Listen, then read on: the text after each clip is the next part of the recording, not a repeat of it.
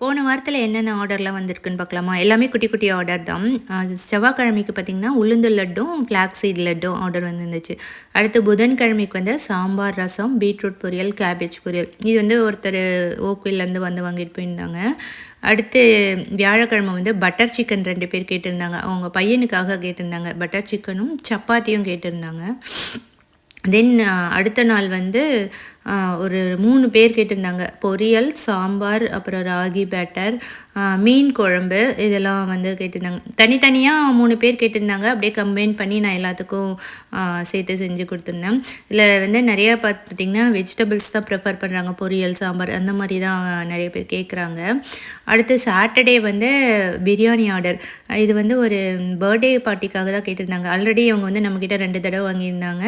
So இப்போ வந்து 3வது தடவ சீரக சம்பா சிக்கன் பிரியாணி, வெஜ்ஜு பிரியாணி, அப்புறம் வந்து பெப்பர் சிக்கன்.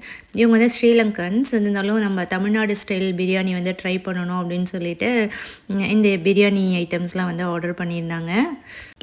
போன வாரம் ஃபுல்லாகவே கொஞ்சம் அப்படியே டைட்டாக தான் போச்சு. சாட்டர்டே, சண்டேவும் ஒரு சில ஆர்டர் இருந்துச்சு. அதனால் இந்த வாரம் கொஞ்சம் பிரேக் எடுத்துக்கலாம் அப்படின்னு சொல்லிட்டு, இந்த வாரம் ஆர்டர் வந்து நான் அப்படியே ஹோல்ட் பண்ணி வச்சுருக்கேன். ஏன்னா கண்டினியூஸாக சமைச்சிட்டே இருந்தது வந்து ரொம்ப டயர்ட் ஆயிடுச்சு. உடம்பு வந்து கொஞ்சம் முடியாமல் போயிடுச்சு. அதனால் இருந்தாலும் கஸ்டமர்ஸ் வந்து என் மேலே இவ்வளோ ஒரு ட்ரஸ்ட் வச்சுருக்கிறதுக்கு நான் ரொம்ப சந்தோஷப்படுறேன்.